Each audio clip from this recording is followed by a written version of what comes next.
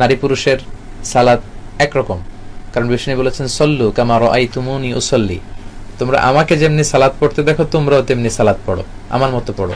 তো বিশ্বনবী নারী পুরুষ সবার জন্য আদর্শ, তাই নারী পুরুষের সালাতের কোনো পার্থক্য নেই। তার পুরুষ মহিলা সাহাবীদেরকে সালাত শিখিয়েছেন, রাসূলুল্লাহ সাল্লাল্লাহু আলাইহি ওয়াসাল্লামের দরবারে 20 দিন 25 দিন থেকেছেন।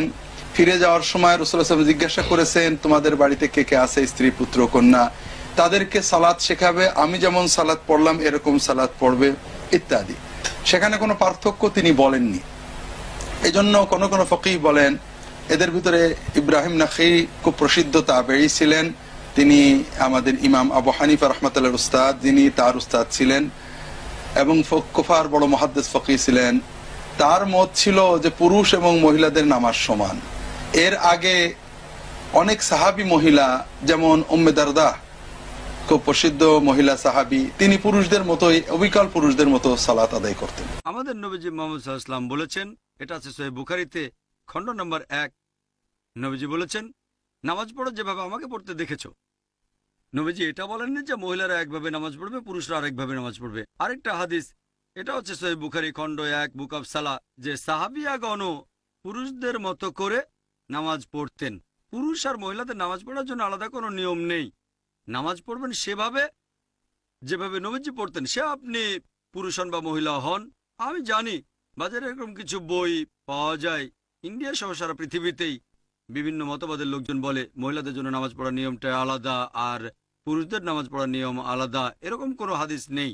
ইসলাম সম্পর্কে যদি কিছু বলেন সেখানে কোরআন বা সহিহ হাদিসের রেফারেন্স থাকতে হবে, সব সময় কোরআন এবং সহিহ হাদিস। সাল্লাল্লাহু আলাইহি ওয়াসাল্লাম তিনি তার হাদিসে ইরশাদ করছেন, সল্লু কামা রাআইতুমুনি উসাল্লি, তোমরা সবাই সালাত আদায় করো, নামাজ পড়ো যেমনটি আমাকে সালাত আদায় করতে দেখছো। আমি যেভাবে সালাত আদায় করি এভাবে সালাত আদায় করবে। আর কোরআনের মধ্যে বলেছে ফালইহযারিল্লাযিনা ইউখালিফুনা আন আমরিহি আন তুসিবাহুম ফিতনা আও ইউসিবাহুম আযাবুন আলীম, যারা নবীর তরিকার বিরুদ্ধাচরণ করবে, তার বিপরীত আমল করবে, তারা যেন সতর্কিত হয়, তাদেরকে ফিতনায় ধরবে, না কঠিন শাস্তি তাদেরকে পেয়ে বসবে। মা কানা লিল মুমিনিন ওয়াল মুমিনাতিন ইযা কাদাল্লাহু ওয়া রাসূলুহু আমরান আন ইয়াকুনা লাহুমুল খায়রাতু মিন আমরিহিম, আল্লাহ রসুল কোনো সিদ্ধান্ত নেন, তার বিপরীতে কোনো মোমেন মোমেনা এই সিদ্ধান্ত নিতে পারবে না, ওইটাই করতে হবে। এখন নবী সাল্লাল্লাহু আলাইহি ওয়াসাল্লাম যে তিনি এটা বলেননি আমি পুরুষের জন্য নামাজ পড়তেছি, মেয়েদের নামাজ কিন্তু আমি পড়তেছি না, তাহলে মেয়েদের জন্য আদর্শ কে হবে? কার থেকে নামাজ নেওয়া হবে? কার দেখে দেখে নামাজ? মেয়েদের তো কোনো নবী নেই, মেয়েদের তো এখানে কোনো নবী নেই, নবী তো একজনই। অতএব তিনি পুরুষের জন্য মেয়েদের জন্য, সেই জন্য এখানে কোনো ফরক হবে না। হযরতে আবু দারদা রাদিয়াল্লাহু তাআলা উম্মু দারদা, তার স্ত্রী হলো উম্মু দারদা।